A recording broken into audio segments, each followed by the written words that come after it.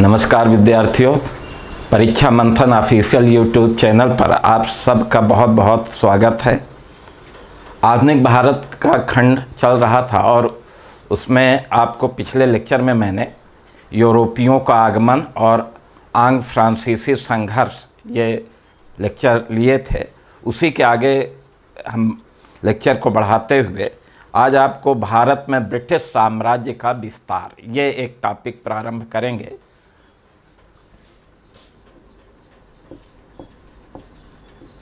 भारत में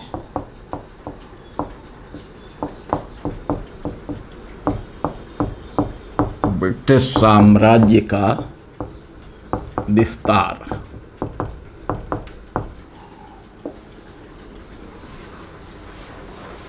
तो भारत में ब्रिटिश साम्राज्य का विस्तार।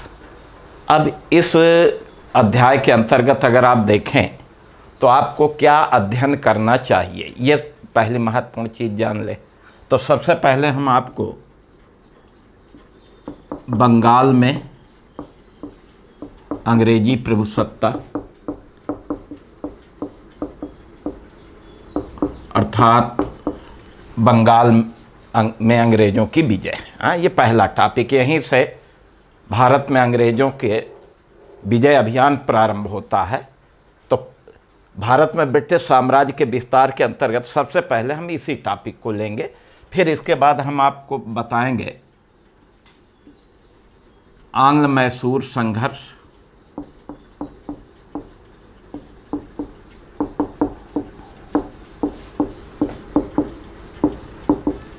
अंग्रेज़ों का मैसूर के साथ संघर्ष अर्थात अंग्रेज़ों द्वारा मैसूर विजय, ठीक है, ये दूसरा टॉपिक आपको लेंगे।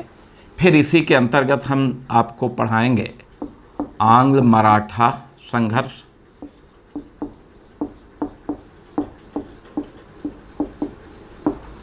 अर्थात अंग्रेज़ों द्वारा मराठा राज्य की विजय, ये टॉपिक लेंगे। इसके बाद फिर हम आपको आंग्ल सिख संघर्ष, ये टॉपिक लेंगे और साथ ही डलहौजी की साम्राज्यवादी नीति।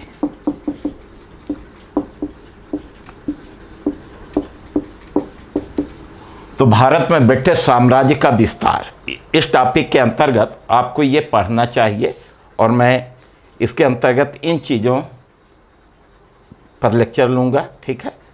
तो आपने देखा बंगाल में अंग्रेजी प्रभुसत्ता, आंग्ल और मैसूर के साथ, अंग्रेज और मैसूर के साथ संघर्ष, अंग्रेज़ों का मराठों के साथ संघर्ष, अंग्रेज़ों का सिखों के साथ संघर्ष, और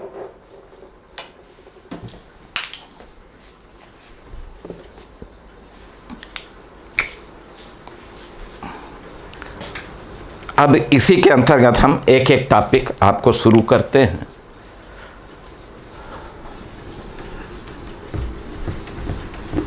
तो सबसे पहले हम आपको बंगाल में अंग्रेजी प्रभुसत्ता ये टॉपिक प्रारंभ कर रहे हैं।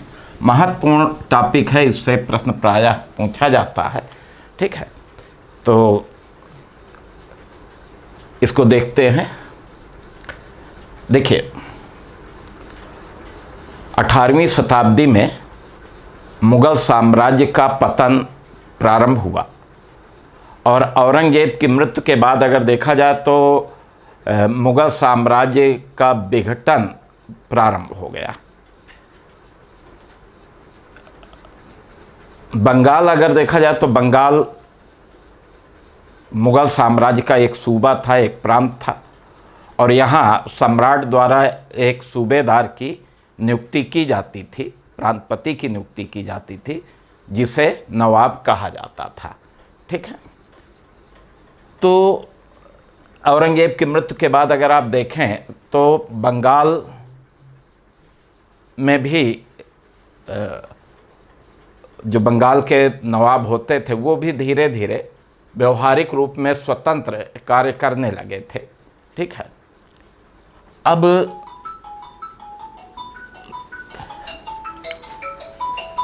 सबसे पहले अगर आप देखें तो 1717 ईस्वी में मुगल सम्राट फर्रुखसियर थे और इन्होंने मुर्शीद कुली खां को बंगाल का सूबेदार अर्थात नवाब नियुक्त किया। किस मुगल सम्राट द्वारा बंगाल में नियुक्त ये अंतिम नवाब था, अंतिम सूबेदार था। यानी इसके बाद अगर देखा जाए तो सम्राट के द्वारा बंगाल में किसी नवाब की नियुक्ति नहीं हुई, बल्कि स्वतः बंगाल में नवाब बनते गए। ठीक है, तो मुर्शीद कुली खां मुगल सम्राट द्वारा नियुक्त बंगाल का अंतिम सूबेदार था, अंतिम नवाब था। महत्वपूर्ण टॉपिक है, प्रश्न आता है इस पे कि भाई बंगाल का अंतिम सूबेदार कौन था जिसकी नियुक्ति सम्राट ने की थी, तो वो मुर्शीद कुली खां था। 1717 में ये बंगाल का नवाब बना। अब मुर्शीद कुली खां इसी समय से अगर आप देखें तो व्यवहारिक रूप में स्वतंत्र व्यवहार करने लगा, व्यवहारिक रूप में स्वतंत्र कार्य करने लगा। मुर्शीद कुली खां के कुछ कार्यों में अगर देखा जाए तो इसने अभी तक बंगाल की राजधानी ढाका होती थी, लेकिन इसने ढाका के स्थान पर मुर्शिदाबाद को अपनी राजधानी बनाई। एक परिवर्तन, ये ढाका की जगह राजधानी कहाँ बन गई? मुर्शिदाबाद बन गई। ठीक है, तो एक तो ये आप देखेंगे। ठीक है, किसने बनाई मुर्शिदाबाद को राजधानी? तो वो मुर्शीद कुली खां था। दूसरी चीज़ अगर आप देखें तो इसने भू राजस्व की वसूली में इजारेदारी व्यवस्था प्रारंभ की। अब ये इजारेदारी व्यवस्था क्या है? अर्थात भू राजस्व वसूली का ठेका देने की व्यवस्था।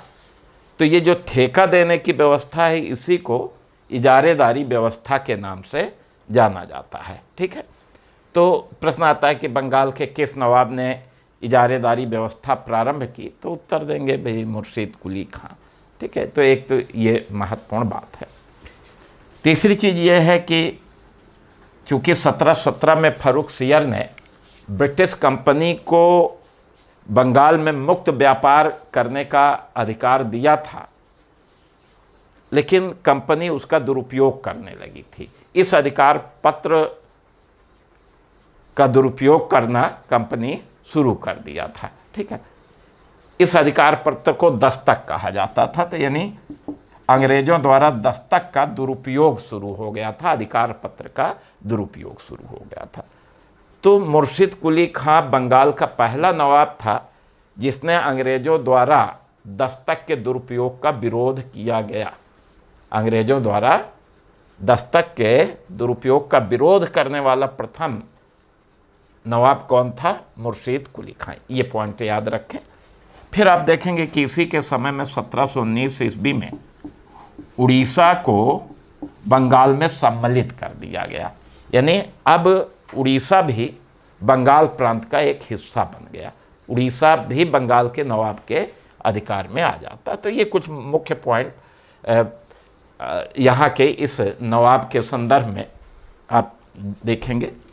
इसके बाद फिर आप देखें कि मुर्शीद कुली खां की 1727 में मृत्यु हो जाती है और 1727 में मुर्शीद कुली खां की मृत्यु के बाद शुजाउद्दीन बंगाल का नवाब बना। 1727 से 1739 तक। ठीक है, शुजाउद्दीन कौन था? ये मुर्शीद कुली खां का दामाद था। चूँकि मुर्शीद कुली खां के कोई पुत्र नहीं था, इसलिए उसका दामाद शुजाउद्दीन उत्तराधिकारी बना। ठीक है, अब इसके समय में पहली बात तो ये कि शुजाउद्दीन बंगाल के नवाबों में सबसे न्यायप्रिय, प्रजाहितैषी नवाब माना गया। तो ये बहुत ही न्यायप्रिय शासक था, प्रजाहितैषी शासक था। एक तो ये महत्वपूर्ण बात है। फिर इसी के समय में 1732 ईस्वी में जो बिहार प्रांत था, बिहार को भी बंगाल में सम्मिलित कर लिया गया। यानी अब बंगाल सूबा बहुत बड़ा हो गया। अब बंगाल के अंतर्गत उड़ीसा भी है, अब बंगाल के अंतर्गत बिहार भी है। तो आप देखेंगे कि इसी के शासनकाल में बिहार को बंगाल प्रांत में जोड़ दिया गया, सम्मिलित कर दिया गया। शुजाउद्दीन ने अलीवर्दी खां को, अलीवर्दी खां, इसको बिहार का उप सूबेदार नियुक्त कर दिया। यानी स्वयं बंगाल का नवाब शुजाउद्दीन और बिहार के प्रशासन की देखभाल के लिए इसने अलीवर्दी खां को बिहार का उप सूबेदार नियुक्त किया। ठीक है। 1739 में शुजाउद्दीन की मृत्यु हो जाती है।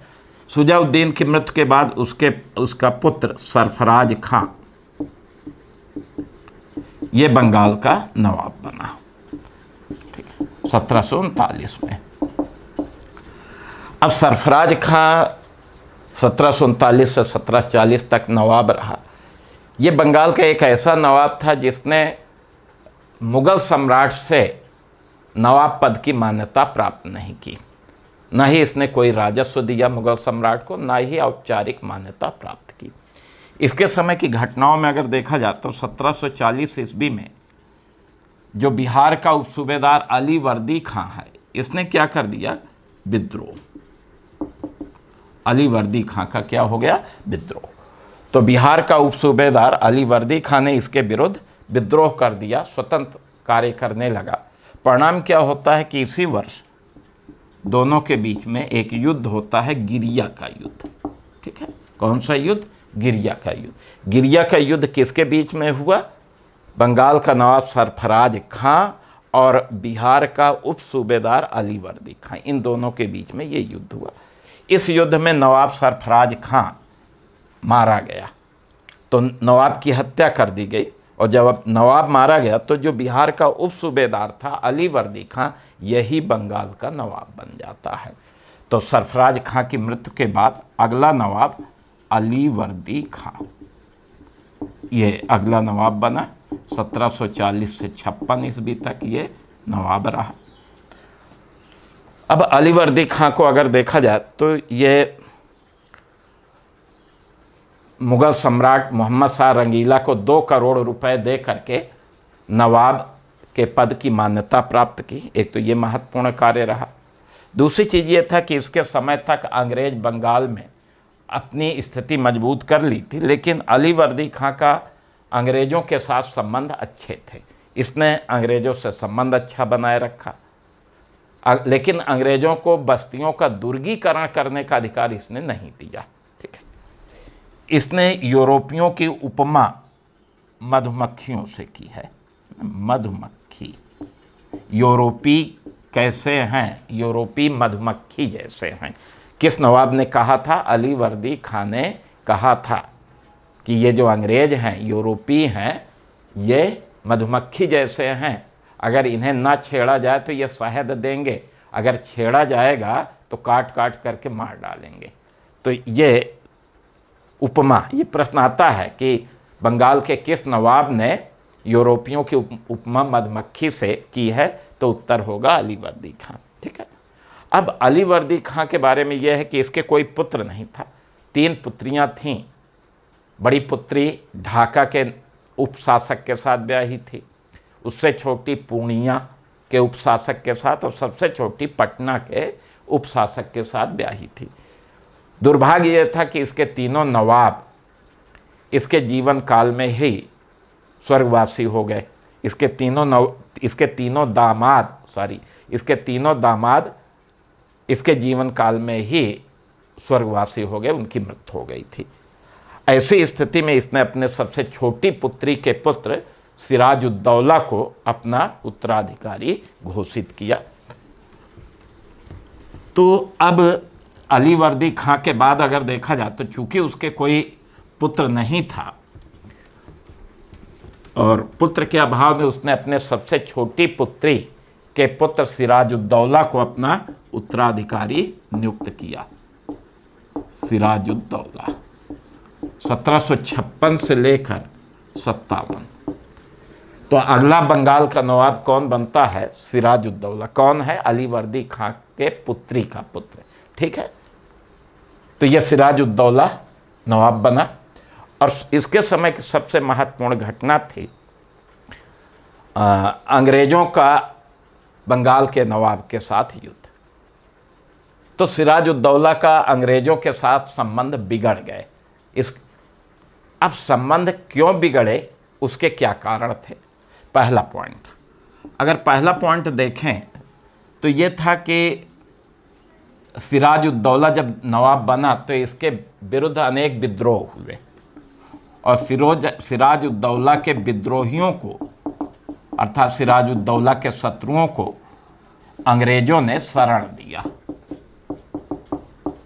ठीक है, अंग्रेज़ों ने क्या दिया? शरण दिया। जो सिराजुद्दौला के शत्रु हैं, विद्रोही है, जो इसके विरुद्ध विद्रोह करते हैं, उनको सिराजुद्दौला पराजित करता है, वो सब भाग करके अंग्रेज़ों के पास शरण ले लेते हैं।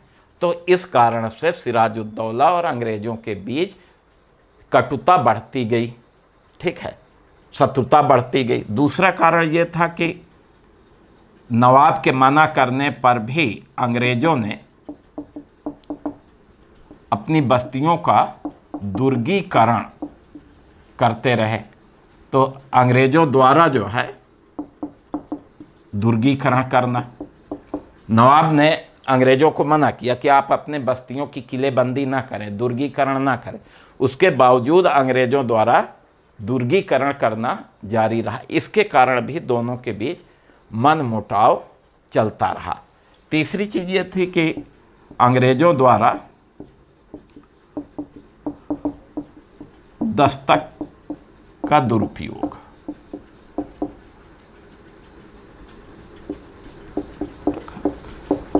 तो दस्तक क्या है?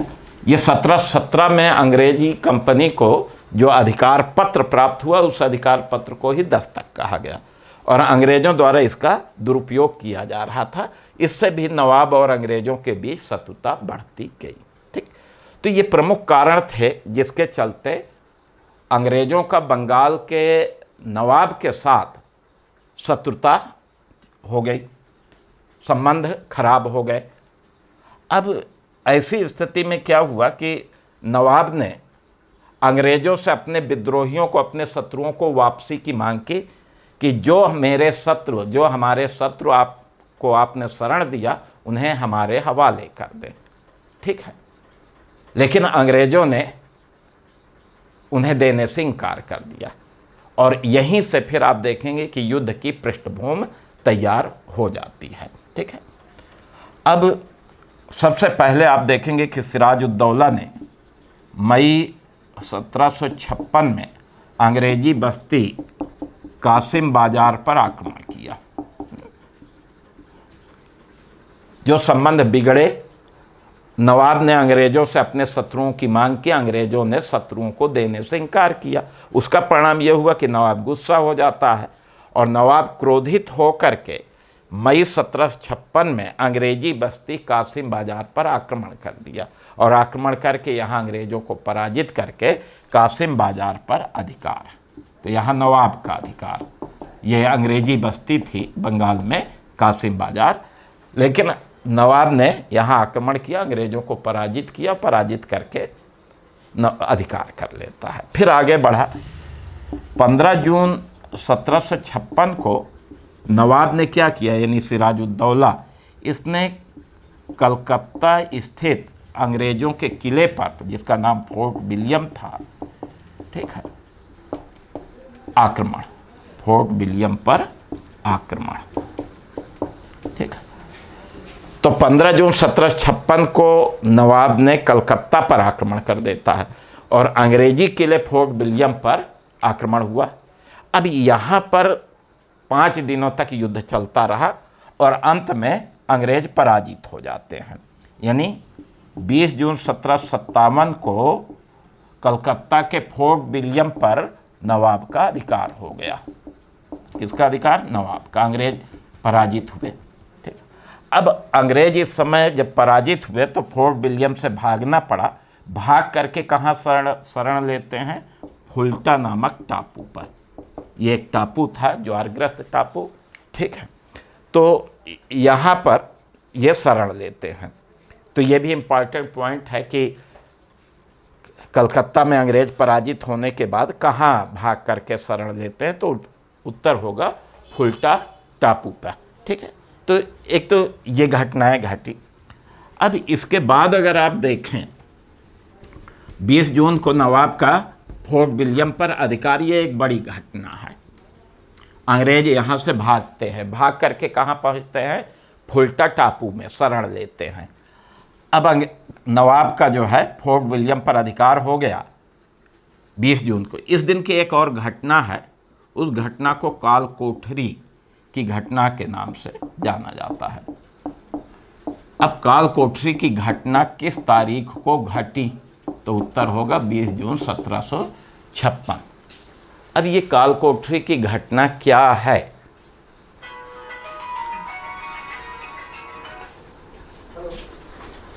तो काल कोठरी की घटना देखें तो देखिए, काल कोठरी की घटना का उल्लेख एक अंग्रेज अधिकारी हालवेल ने किया है। पहला पॉइंट कि इस घटना का उल्लेख किसने किया, तो क्या उत्तर देंगे, हालवेल ने किया।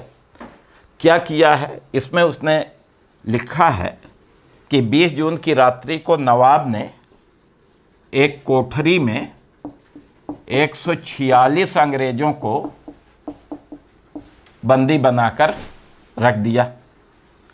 तो 146 अंग्रेजों को नवाब ने एक कोठरी में बंद कर दिया। और दूसरे दिन क्या होता है कि इसमें 123 अंग्रेजों की मृत्यु हो जाती है। केवल हालवेल सहित 23 अंग्रेज जिंदा बचते हैं। ठीक है, हालवेल को लेकर के 23 अंग्रेज जीवित बचते हैं। तो अब देखेंगे कि इस घटना में जो काल कोठरी की घटना है, इसमें 123 अंग्रेजों की मृत्यु हुई थी। नवाब ने 146 अंग्रेजों को एक कोठरी में बंद किया, दम घुटा और 123 अंग्रेज मर जाते हैं। केवल हालवेल बचता है और 22 अन्य लोग, यानी कुल 23 अंग्रेज इसमें जीवित बचे। इसी घटना को काल कोठरी के नाम से, काल कोठरी की घटना के नाम से जाना जाता है। तो काल कोठरी की घटना कब घटी, पॉइंट नोट करेंगे, 20 जून को। काल कोठरी की घटना का उल्लेख किसने किया है, उत्तर होगा हालवेल। 123 अंग्रेज मरे थे, 146 बंदी बनाए गए थे। जीवित बचे अंग्रेजों में महत्वपूर्ण स्वयं हालवेल था। अब हालवेल की ये काल कोठरी की घटना कुछ मनगढ़ंत भी प्रतीत होती है, और क्योंकि एक समकालीन इतिहासकार गुलाम हुसैन हुए, जिन्होंने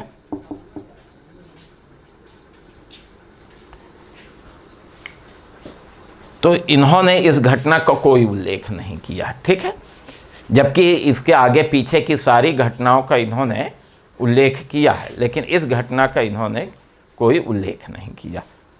तो इससे पता चलता है कि संभवतः ये घटना मनगढ़ंत है, तो अंग्रेजों में हिंसात्मक भाव पैदा करने के लिए इस तरह का इसने उल्लेख किया। खैर, तो काल कोठरी की ये घटना घट जाती है।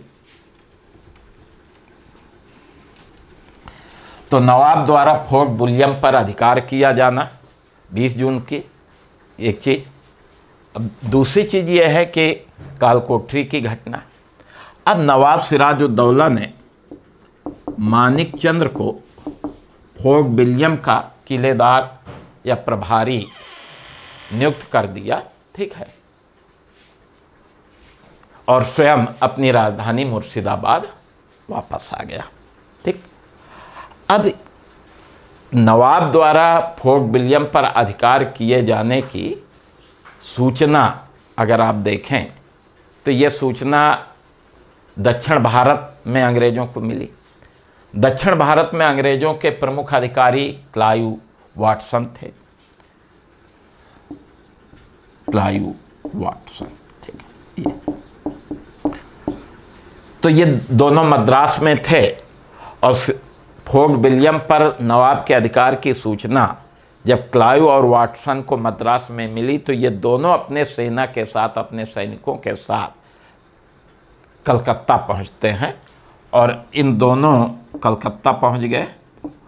ठीक है, मद्रास से, और इन्होंने मानिकचंद से फोर्ट विलियम वापस प्राप्त किया। ऐसा विद्वानों का मानना है कि कुछ रिश्वत आदि दे करके मानिकचंद से इन्होंने किला प्राप्त किया। अब फोर्ट विलियम पर पुनः अंग्रेजों का अधिकार हो गया।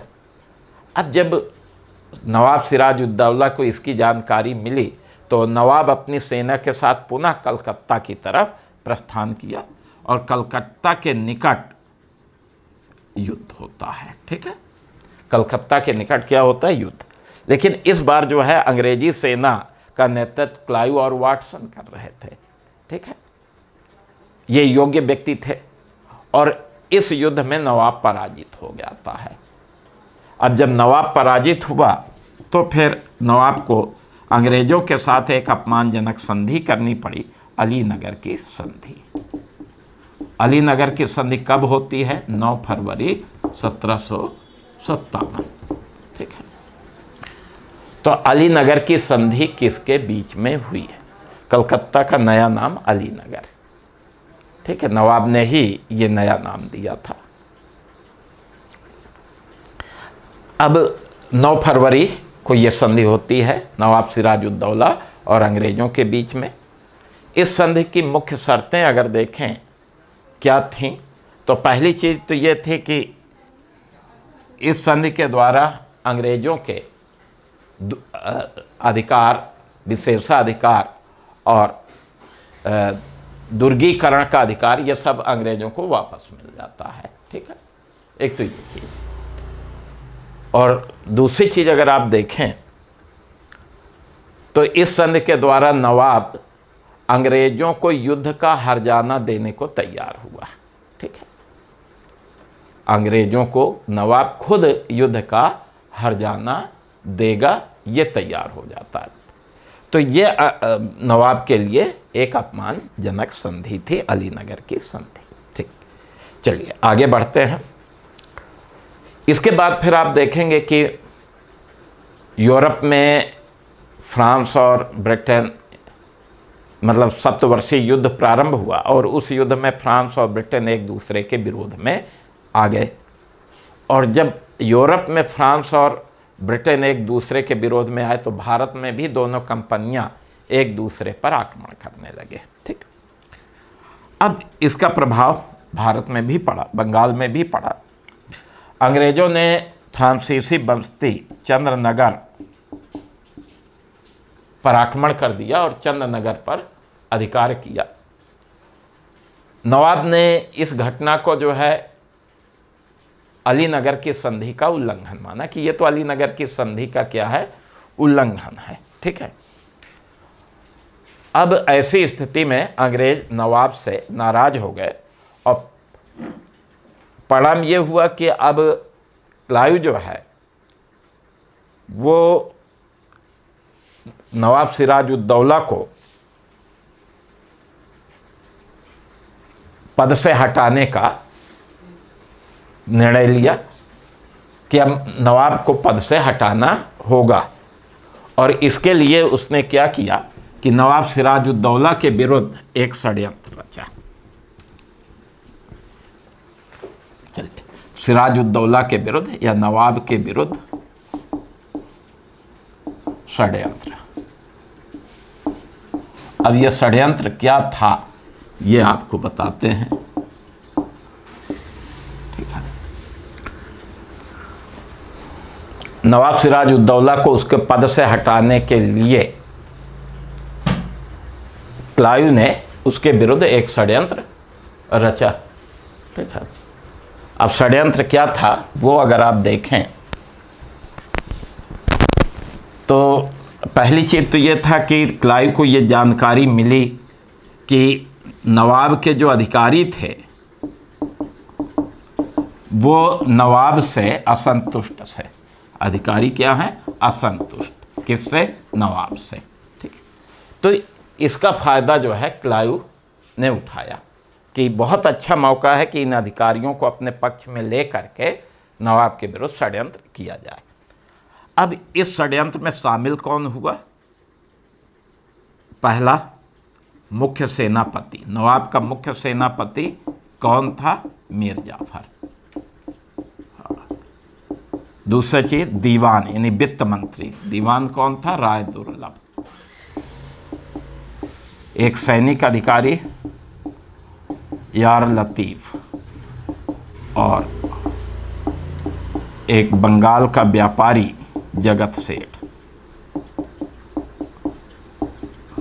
तो क्लाइव जो है इनके साथ मिल करके नवाब के विरुद्ध षड्यंत्र करता है। इस षड्यंत्र में नवाब का मुख्य सेनापति मीर जाफर शामिल हुआ, दीवान राय दुर्लभ, सैन्य अधिकारी यार लतीफ और व्यापारी जगत सेठ इसमें शामिल हुए। ठीक। अब इस षड्यंत्र में क्या योजना बनती है, ये अगर आप देखें कि योजना क्या बनी। योजना ये बनी कि क्लाइव जो है अपनी सेना के साथ प्लासी नामक स्थान पे पहुंचेगा। कहाँ पहुंचेगा? प्लासी। अभी क्लाइव अपनी सेना के साथ प्लासी नामक स्थान पे पहुंचेगा और नवाब के साथ युद्ध करेगा। और फिर ये था कि जैसे युद्ध प्रारंभ होगा, क्योंकि मुख्य सेनापति मीर जाफर हैं, तो मीर जाफर नवाब को धोखा देगा। यानी इस युद्ध में मुख्य सेनापति मीर जाफर नवाब को क्या देगा? धोखा देगा। अब बदले में मीर जाफर को क्या मिलेगा? तो बदले में मीर जाफर को बंगाल का नवाब बनाया जाएगा। मीर जाफर को क्या बनाया जाएगा? बंगाल का नवाब। धोखा देगा, उसका पुरस्कार अंग्रेज उसे देंगे कि तुम्हें बंगाल का हम नवाब बना देंगे। ठीक है। अब अंग्रेजों को क्या मिलेगा? जब मीर जाफर नवाब बन जाएगा तो बंगाल का एक जिला है 24 परगना जिला। तो मीर जाफर जो है अंग्रेजी कंपनी को 24 परगना जिले की दीवानी प्रदान करेगा। यहाँ दीवानी से मतलब है राजस्व से। ठीक है। तो मीर जाफर को नवाब बनाया जाएगा और मीर जाफर जो है कंपनी को 24 परगना जिले की दीवानी प्रदान करेगा। ये षड्यंत्र रचा गया था।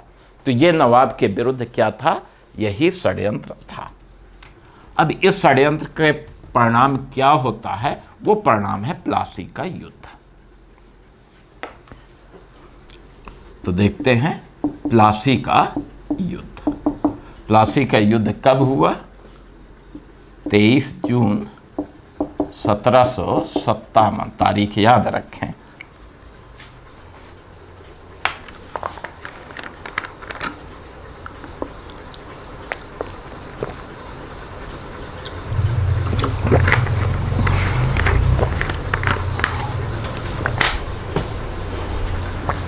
देखते हैं प्लासी का युद्ध।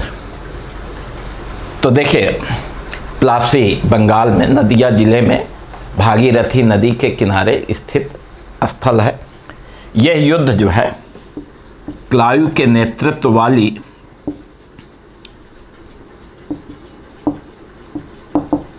अंग्रेजी सेना, ठीक है, एक पक्ष ये है और दूसरा पक्ष क्या है? नवाब सिराजुद्दौला, बंगाल का नवाब सिराजुद्दौला। ये प्लासी का युद्ध है। तो प्लासी का युद्ध क्लाइव के नेतृत्व वाली अंग्रेजी सेना और नवाब सिराजुद्दौला के बीच में लड़ा गया। कब लड़ा गया? 23 जून 1757 को।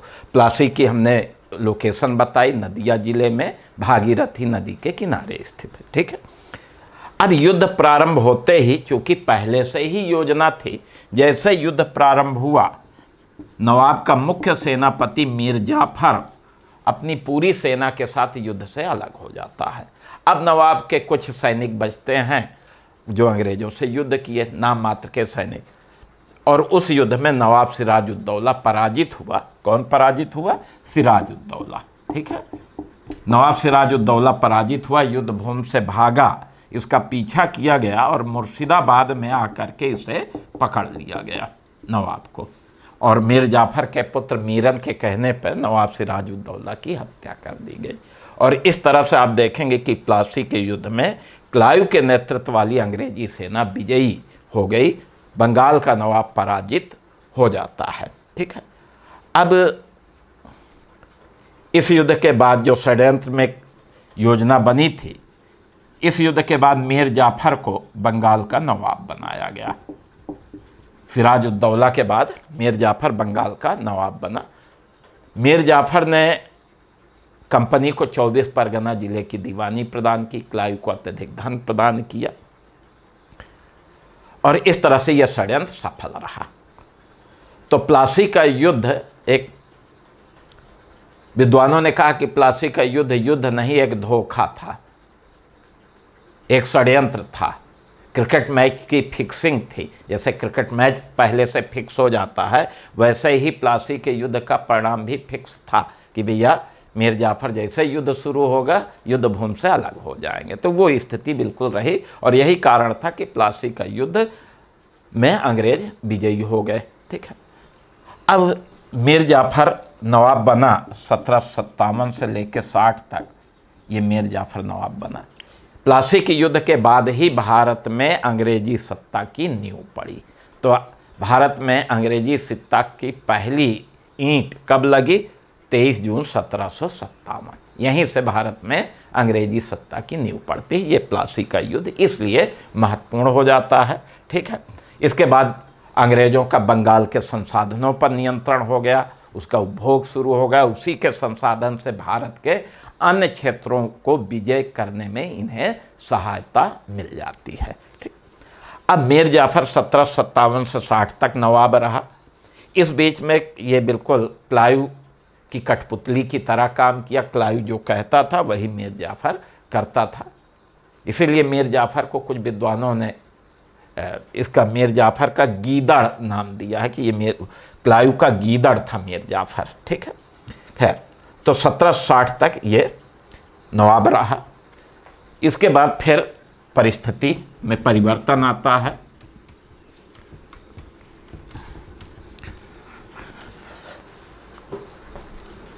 सत्रह 1760 में क्लाइव बंगाल इंग्लैंड वापस चला गया और क्लाइव के स्थान पर वेनस्टार्ट ये बंगाल का गवर्नर बन करके 1760 में बंगाल आ जाता है।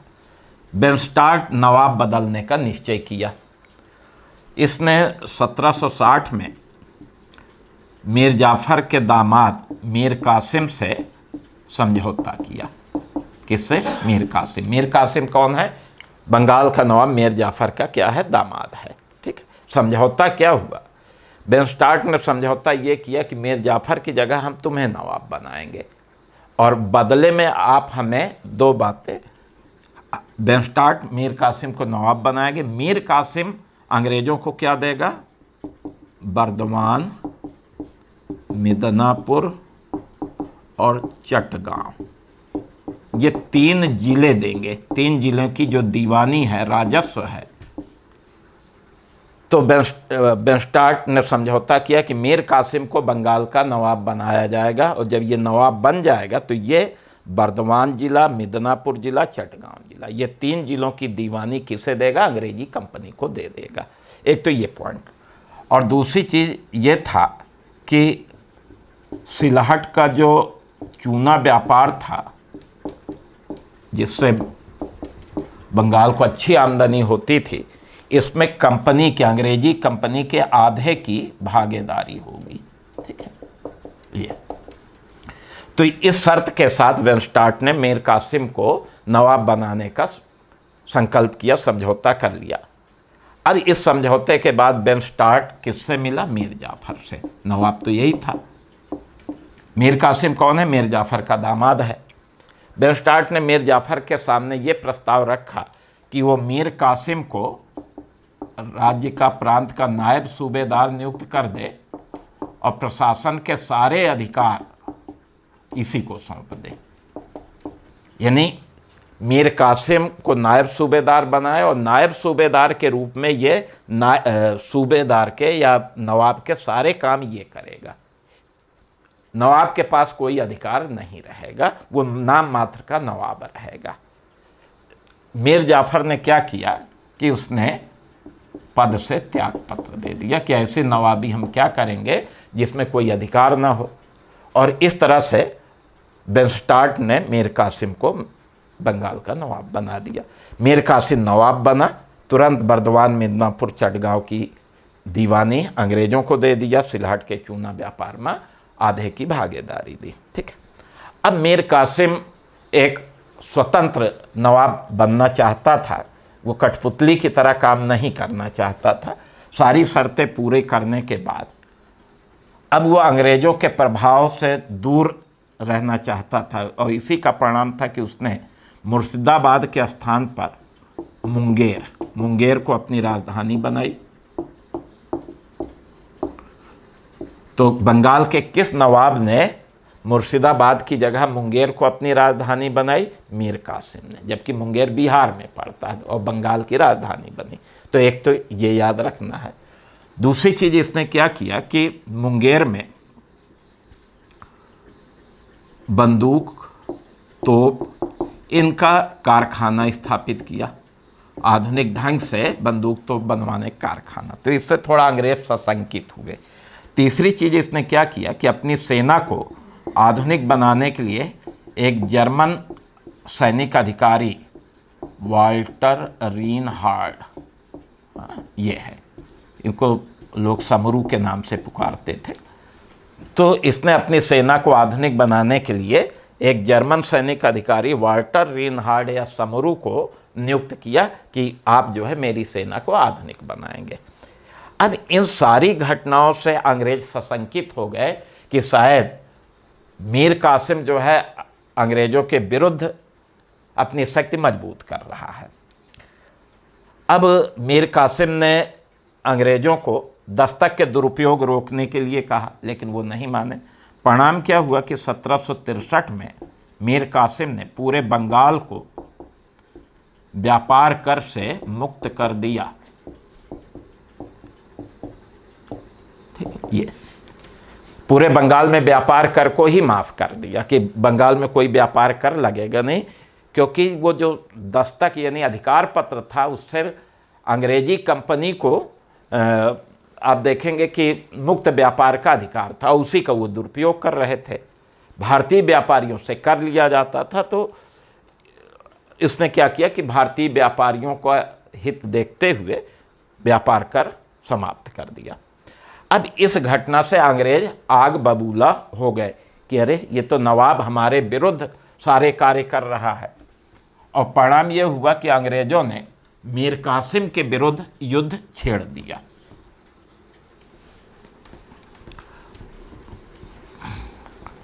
जब अंग्रेजों को लगा कि मीर कासिम हमारे अनुकूल काम नहीं कर रहा, तो अंग्रेजों ने मीर कासिम के विरुद्ध युद्ध छोड़ दिया, और एक बार फिर अंग्रेजों ने क्या किया कि पुनः मीर जाफर को नवाब घोषित कर दिया।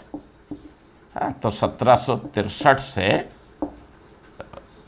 65 तक, और ये 1760 से 63 तक थे। ठीक है। अब मीर कासिम के कार्यों से अंग्रेज असंतुष्ट हो जाते हैं, मीर कासिम को पद से हटा देते हैं, उसके विरुद्ध युद्ध शुरू कर देते हैं, और उसकी जगह मीर जाफर को पुनः नवाब बना देते हैं। ठीक है। अब अंग्रेजों का मीर कासिम से कई युद्ध होते हैं, लेकिन वो उन सारे युद्धों में जो सबसे महत्वपूर्ण युद्ध हुआ वो था बक्सर का युद्ध। तो प्लासी के बाद जो सबसे महत्वपूर्ण युद्ध हुआ वो क्या है? बक्सर का युद्ध 22 अक्टूबर को हुआ 1764 को। ठीक है। तो प्लासी युद्ध, बक्सर का युद्ध, बंगाल के संदर्भ में यही दो सबसे महत्वपूर्ण युद्ध है। दोनों की तारीख याद रखिए, किसके किसके बीच में हुआ, क्या परिणाम हुए। अब बक्सर का युद्ध अगर देखा जाए तो ये भारतीय शक्तियों और अंग्रेजों के बीच में लड़ा गया। भारतीय शक्तियों में कौन कौन थे? मीर कासिम जो बंगाल का पूर्व नवाब था, एक ये था, ये भाग करके अवध के नवाब शुजा-उद-दौला के पास आया था, तो वो भी इसमें शामिल हो गए, अवध के नवाब शुजा-उद-दौला। और फिर मुगल सम्राट शाह आलम द्वितीय।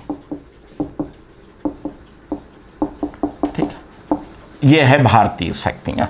तो बक्सर के युद्ध में जिन भारतीय शक्तियाँ ने भाग लिया वो तीन थे।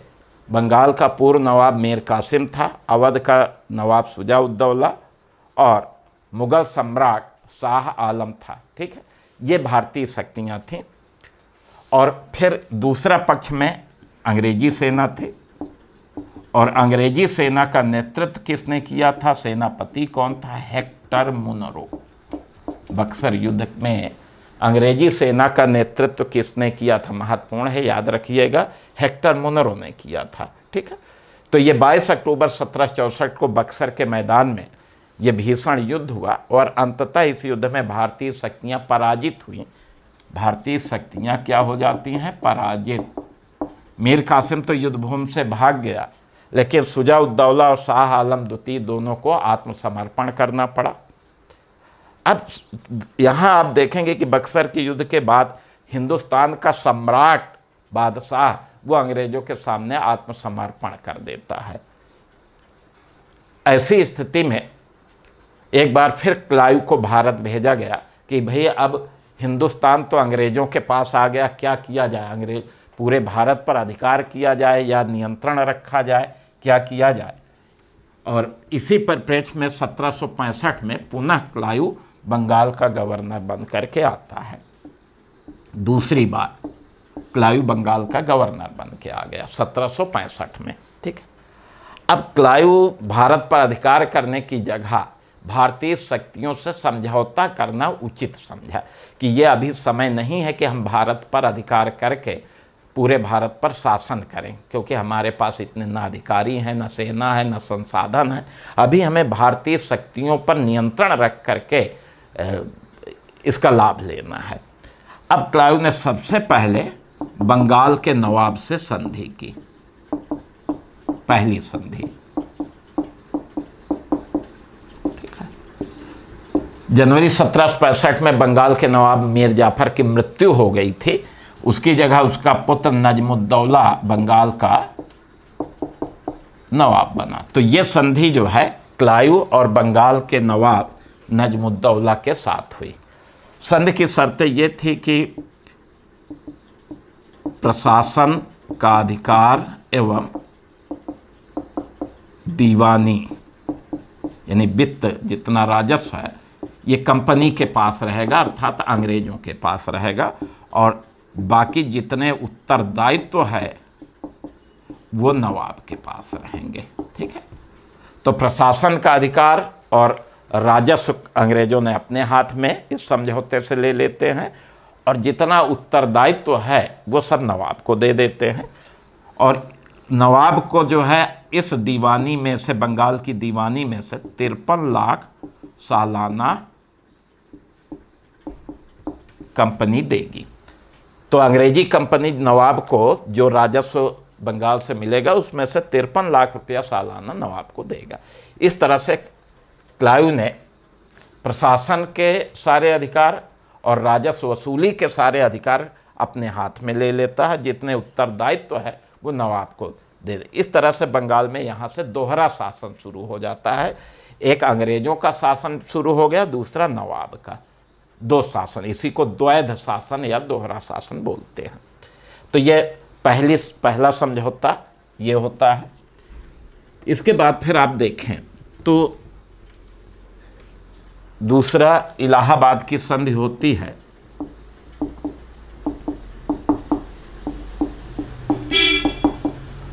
ठीक है, ये 12 अगस्त 1765 को, और ये संधि मुगल सम्राट यानी क्लाइव यानी अंग्रेजी कंपनी प्लस मुगल सम्राट शाह आलम द्वितीय के बीच में। तो इलाहाबाद की ये पहली संधि थी। क्लाइव ने मुगल सम्राट शाह आलम द्वितीय के साथ ये संधि किया। इसकी शर्तें अगर देखें कि इसकी शर्तें क्या थीं, तो पहली चीज़ तो ये थी कि अंग्रेज जो है इलाहाबाद और कड़ा ये दो ज़िले अवध के नवाब से लेकर के मुगल सम्राट को देंगे।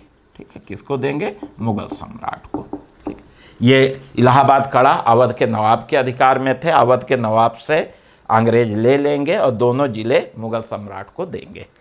ठीक है, दूसरी चीज़ ये है कि अंग्रेजी कंपनी 26 लाख रुपया सालाना मुगल सम्राट को देंगे। मुगल सम्राट को देंगे, मुगल सम्राट नहीं देगा, मुगल सम्राट को देंगे। और तीसरी चीज़ ये है कि बंगाल, बिहार, उड़ीसा, ये तीनों प्रांतों की दीवानी मुगल सम्राट कंपनी को यानी अंग्रेजों को देगा, कंपनी को दे। यहाँ अंग्रेजों से तात्पर्य कंपनी को, यानी बंगाल, बिहार, उड़ीसा, इन तीन प्रांतों से जो राजस्व मिलेगा वो सब का सब किसको प्राप्त होगा? अंग्रेजी कंपनी को प्राप्त होगा। अब इन्हीं प्रांतों से जो राजस्व मिलेगा उसमें से 26 लाख रुपया मुगल सम्राट को कंपनी देगी और इसी में से 53 लाख बंगाल के नवाब को दे दिया जाएगा। बाकी जो बचेगा वो कंपनी को होगा। ठीक है, तो ये बहुत बड़ा अधिकार अंग्रेजों ने मुगल सम्राट से प्राप्त कर लिया, क्योंकि हिंदुस्तान तो मुगल सम्राट का था। बंगाल के नवाब से भले ही उन्होंने दीवानी प्राप्त की थी, लेकिन बंगाल का नवाब तो मुगल सम्राट का प्रांतपति था, वो वैधानिक रूप से वो नहीं दे सकता था। तो वैधानिक रूप में कौन दे सकता था? मुगल सम्राट दे सकता था। इसलिए इस संधि की सबसे बड़ी जो शर्त है वो यही है कि इलाहाबाद की संधि के द्वारा बंगाल, बिहार, उड़ीसा का जो रेवेन्यू है, दीवानी है, वो किसको मिल गई? वह अंग्रेजी कंपनी को प्राप्त हो गई। ये बड़ा अधिकार कंपनी को प्राप्त हो जाता है। और फिर इसी धन से आप देखेंगे कि अंग्रेजों ने फिर अन्य क्षेत्रों, भाई बड़ी सेना बनाई, अन्य क्षेत्रों की विजय करने में सफलता मिली। चलिए आगे बढ़ते हैं। हम लोग इलाहाबाद की पहली संधि भी देखी, अब इलाहाबाद की दूसरी संधि देखते हैं।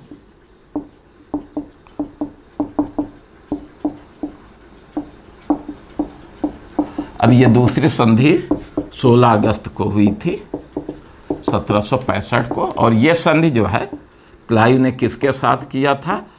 अवध के नवाब शुजा उद्दौला के साथ। अवध के नवाब शुजा उद्दौला। तो इलाहाबाद की दूसरी संधि क्लाइव और अवध के नवाब शुजा उद्दौला के साथ। अब इस संधि में एक शर्तें क्या थी कि भाई इलाहाबाद और कड़ा, ये दोनों जिले अवध का नवाब कंपनी, अंग्रेजी कंपनी को देगा। तो इस संधि के द्वारा इलाहाबाद, कड़ा अवध के नवाब से अंग्रेजों ने ले लिया और लेकर के मुगल सम्राट को दिया था। दूसरी शर्त क्या थी कि अवध का जो नवाब है वो 50 लाख रुपए और चुनार का किला हर्जाने के रूप में कंपनी को देगा। ठीक है, अवध के नवाब पर इतना हर्जाना लगाया गया, 50 लाख रुपया हर्जाना और चुनार का किला, ये कंपनी को कौन देगा? अवध का नवाब देगा। तीसरी चीज, अवध में कंपनी को कर मुक्त व्यापार का अधिकार है। ठीक है, अब अवध में ब्रिटिश कंपनी, अंग्रेजी कंपनी बिना कर दिए अवध क्षेत्र में व्यापार कर सकेगी। चौथी शर्त यह थी कि अवध की सुरक्षा के लिए अवध में अंग्रेजी सेना रखी जाएगी और इस अंग्रेजी सेना का खर्च कौन देगा? अवध का नवाब। तो एक सेना भी अंग्रेजों ने अवध में रख दिया। तो इस तरह से, एक तरह से देखा जाए तो अवध पर भी अंग्रेजों का नियंत्रण और प्रभाव स्थापित हो जाता है। तो बक्सर के युद्ध के बाद आप देखेंगे कि बक्सर का युद्ध एक वास्तविक विजय थी। ये कोई षड्यंत्र नहीं था, कोई धोखा नहीं था, और ये भी आधुनिक सेना की विजय थी और ये एक वास्तविक विजय थी। और इस विजय के बाद आप देखेंगे कि बंगाल पर अंग्रेजों का नियंत्रण स्थापित हो गया। बक्सर विजय ने यह साबित कर दिया कि बंगाल का वास्तविक शासक कौन है। तो वास्तविक शासक कौन है? वह अंग्रेज हैं। तो ये आप देखेंगे कि बक्सर के युद्ध के बाद अंग्रेजों ने बंगाल में अपनी सत्ता स्थापित कर लिया। अब प्रारंभ में तो अंग्रेजों ने यहाँ द्वैध शासन स्थापित किया। बंगाल में द्वैध शासन, द्वैध मतलब दोहरा शासन। कब से कब रहा? 1765 से 72। तो बक्सर के युद्ध के बाद बंगाल में दोहरा शासन स्थापित होता है। अब यहाँ द्वैध शासन से मतलब क्या है कि एक तो पहला अंग्रेजी कंपनी का शासन, अंग्रेजों का शासन, ठीक है, और दूसरा नवाब का शासन, बंगाल का नवाब का शासन। दोनों शासक हैं। अब इस शासन अंग्रेजों के पास क्या है? अधिकार है, और नवाब के पास क्या है? उत्तरदायित्व है। इस शासन की ये विशेषता है कि अंग्रेजों के पास जो है उत्तरदायित्व रहित अधिकार, उत्तरदायित्व कोई नहीं है, अधिकार व्यापक हैं, और नवाब के पास कोई अधिकार नहीं है और उत्तरदायित्व है। इसका परिणाम यह हुआ कि बंगाल में जंगल राज्य कायम हो गया। कैसा राज्य? जंगल राज्य। चारों तरफ अराजकता व्याप्त हो गई।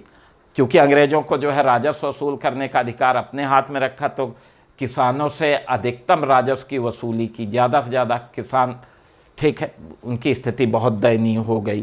ठीक, कानून व्यवस्था बिल्कुल चौपट हो गई।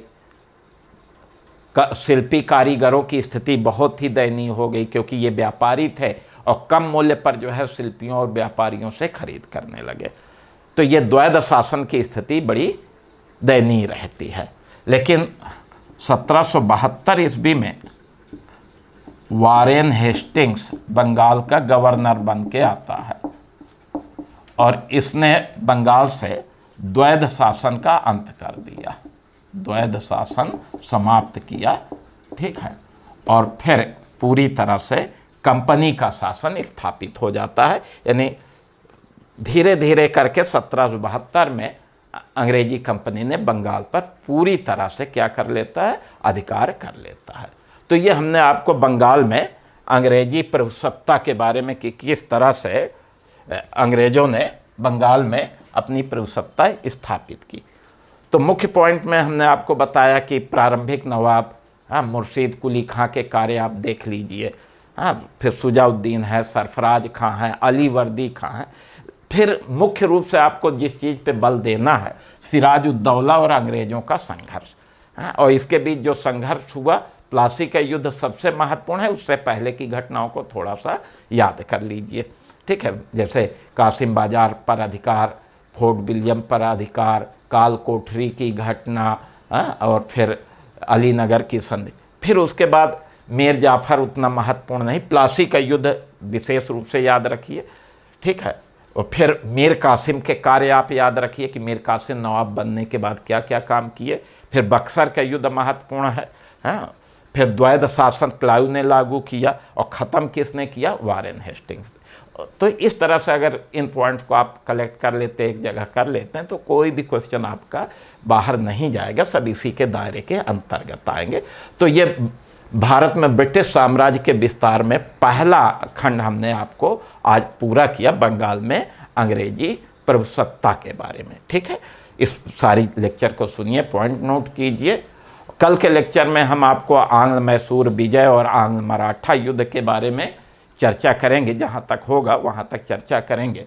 ठीक है, तो ठीक है विद्यार्थियों, आज का लेक्चर यहीं तक। बहुत बहुत धन्यवाद। कल मिलते हैं।